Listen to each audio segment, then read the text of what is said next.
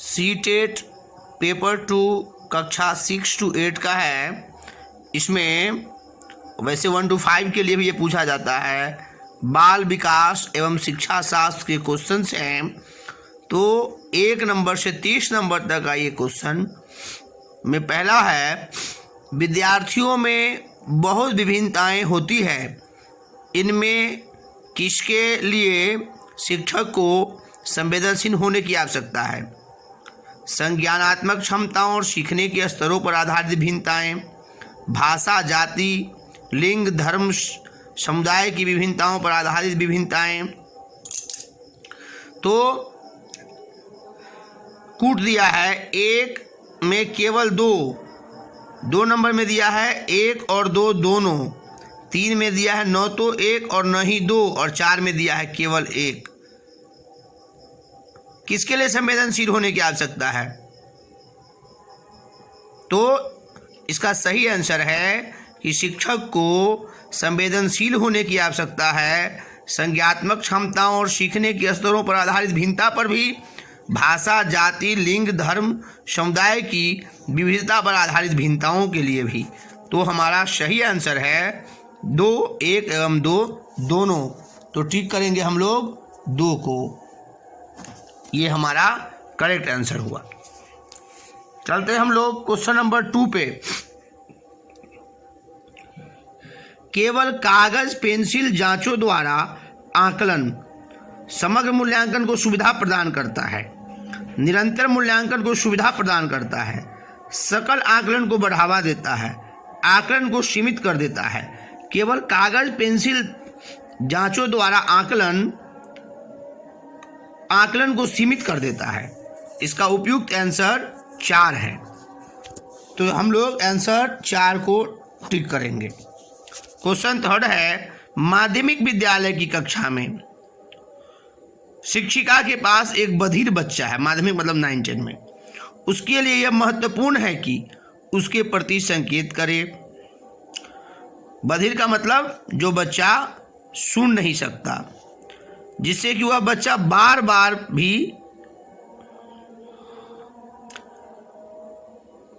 तो बधिर बच्चा है, उसके लिए क्या महत्वपूर्ण है? उसके प्रति संकेत करे, जिससे वह बच्चा बार बार भी नहीं कर पा रहा। बच्चों को डांट फटकार कर उसे अलग बैठाएं ताकि वह बधिर केंद्र में प्रवेश ले। विद्यालय सलाहकार से आग्रह करे कि बच्चों के अभिभावक से बात करे तथा बच्चों को विद्यालय से हटाने के लिए कहे। यह है तीसरा ऑप्शन। और चौथा ऑप्शन हमारा है, वह बच्चे को उस स्थान पर बैठाएं जहां से वह शिक्षिका के होठ और चेहरे के भाव को स्पष्ट रूप से देख सके। यही उपयुक्त आंसर है। तो हमारा आंसर नंबर 4 सही है। हम अलग थलग नहीं कर सकते, बच्चे को नज़दीक बैठाएंगे जिससे हाव भाव को बच्चे समझ पाएंगे। क्योंकि जो मूक बधिर है या जो दिव्यांग है, उसका सेंस आम लोगों से ज़्यादा डेवलप होता है। एक शिक्षक समाज के वंचित वर्ग के बच्चों की आवश्यकताओं को प्रभावपूर्ण तरीके से पूरा कर सकता है। वंचित वर्ग जो बहुत पिछड़ा हुआ रह गया, तो ऐसे वर्ग के बच्चों को कैसे, उन्हें कक्षा में अलग अलग स्थान पर बैठाकर, जिससे वो अन्य बच्चों से मेल जोल नहीं कर, ये तो बिल्कुल नहीं करना है, अलग अलग स्थान पर नहीं बैठाना, इससे विषमता फैलेगी। अन्य बच्चों को वंचित पृष्ठभूमि वाले बच्चों के प्रति सहानुभूतिपूर्वक व्यवहार करने के लिए कहकर, कक्ष के प्रत्येक बच्चे को आवश्यकतानुसार अपना शिक्षण कौशल अपनाकर, उनकी पृष्ठभूमि को उपेक्षा करके तथा उन्हें विद्यालय में कार्य करने के लिए कहकर। नहीं, ये सभी नहीं करना है बिल्कुल। हमारा जो आंसर है, हाँ, तो क्वेश्चन नंबर ये 2 नंबर सही है, क्योंकि सारे बच्चे उसके साथ समग्र व्यवहार करें, अच्छा व्यवहार करें। हमें इस बात को लेकर के प्रेरित करने की आवश्यकता। अधिगम नियोग्यता वाले बच्चे, मतलब जिसमें अधिगम की योग्यता की कमी है, कुछ भी नहीं सीख सकते। अधिगम के कुछ पक्षों से संघर्ष करते हैं, बहुत सक्रिय होते हैं लेकिन उनकी बुद्धि लब्धि कम होती है, बहुत बुद्धिमान तथा परिपक्व होते हैं। अधिगम नियोग्यता वाले बच्चे अधिगम के कुछ पक्षों से संघर्ष करते हैं। ऑप्शन 2 हमारा इसका करेक्ट आंसर है। इसमें केवल आपको अपने IQ का प्रयोग करना है, चाइल्ड साइकोलॉजी को समझना है, जीन प्याजे को जानना है। शिक्षक बच्चों को सृजनात्मक विचारों के लिए प्रोत्साहित कर सकता है। उन्हें उत्तर कंठस्थ करने के लिए कहकर, उत्तर कंठस्थ करना मतलब रटना, किसी भी चीज़ को याद करके बार बार उसको, ये पढ़ाने का सबसे गलत मेथड है। ये पढ़ाई का बिल्कुल गलत तरीका, ऐसा तो बिल्कुल नहीं करना है। उनसे प्रत्यय स्मरण आधारित प्रश्न पूछकर, उन्हें बहुविकल्पी प्रश्न देकर, उन्हें समस्या समाधान के लिए विभिन्न तरीकों से सोचने के लिए कहकर, तो हमारा सही आंसर है समस्या के समाधान के लिए विभिन्न तरीकों से सोचने का उसे हम अवसर प्रदान करेंगे तो वो सही कर पाएगा। 4 नंबर सही है। हमारा क्वेश्चन नंबर 7 है, विशेष आवश्यकता वाले बच्चों से व्यवहार करने के लिए निम्नलिखित दार्शनिक दृष्टिकोणों में से किसका अनुसरण किया जाना चाहिए। बहुत सारे दार्शनिक ने अपना अपना अनुसरण दिया है, तो हम लोग देखते हैं। पहला है, उन्हें पृथक करके उनकी शिक्षा किसी भिन्न शैक्षिक संस्थानों में होनी चाहिए। उसको बिल्कुल हम अलग नहीं करेंगे, गलत है ये। उन्हें केवल व्यावसायिक प्रशिक्षण दिया जाना चाहिए, ये भी गलत है। उन्हें समावेशी शिक्षा और नियमित विद्यालयों में अध्ययन करने का अधिकार प्राप्त है। और चौथा है, उन्हें किसी प्रकार की शिक्षा की आवश्यकता नहीं। तीसरा सही है, समावेशी शिक्षा की आवश्यकता है। तो हमारा क्वेश्चन ऑप्शन 3 सही है। क्वेश्चन नंबर 8 में हम लोग आते हैं।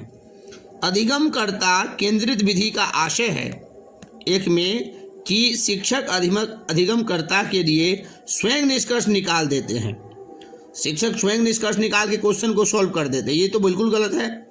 परंपरागत व्याख्यानात्मक विधियां, मतलब शिक्षक एक भाषण देने वाले एक, समझिए, भूमिका में होते हैं, व्याख्याता की भूमिका में होते हैं, और विद्यार्थी एक निष्क्रिय श्रोता की भूमिका में होते हैं, ये भी ठीक नहीं है। उन विधियों को अपनाकर जिनमें शिक्षा मुख्यकर्ता पात्र होता है। चौथा है, वे विधियां जहां अधिगम में अधिगमकर्ता की अपनी पहल तथा प्रयास सम्मिलित होते हैं। बिल्कुल सही, ऑप्शन 4 हमारा सही है। क्वेश्चन नंबर 9 है, निम्नलिखित में कौन सा सीखने के लिए प्रमुख है। सीखने के लिए अनुबंधन है, रटकर याद करना है, अनुकरण है, अर्थ निर्माण है। तो सीखने के लिए प्रमुख है हमारा अर्थ निर्माण। नेक्स्ट 10 नंबर क्वेश्चन है, पियाजे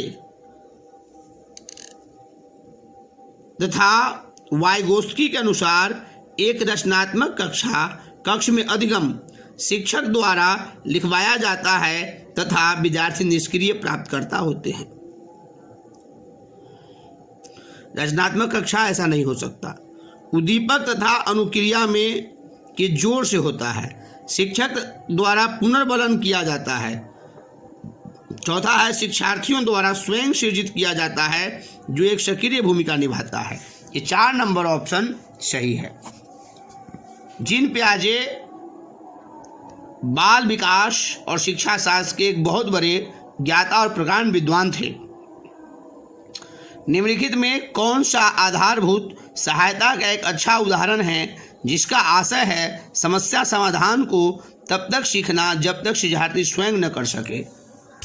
तो ऑप्शन हमारे पास है, उसे आधा समाधान किया उदाहरण द्वारा कराना, उसे कहना कि जब तक समस्या का समाधान नहीं कर लेती तब तक घर नहीं जा सकती, समस्या का समाधान जल्दी देने के लिए पुरस्कार देना, उसे यह बताना कि वह बार बार प्रयास द्वारा कर सकती है, तो वह बार बार प्रयास द्वारा कर सकती है। यही विकल्प हमारा सही है। तो हम लोग किसी विद्यार्थी को ये नहीं कह सकते कि तुम काम नहीं करोगे, तुमको घर नहीं जाने देंगे। जो शिक्षक ऐसे आजकल होते हैं अनट्रेन शिक्षक, जिसको कुछ अता पता नहीं होता है, तो बच्चे को धमकाते हैं, पनिशमेंट करते हैं। आपकी कक्षा में सीखने की विभिन्न शैलियों वाले बच्चे हैं, उनका आकलन करने के लिए आप क्या उन्हें विविध प्रकार के कार्यों और प्रशिक्षण देंगे। प्रशिक्षण पूरा करने के लिए एक समान समय देंगे। चूँकि विद्यार्थी को शैली अलग अलग शैली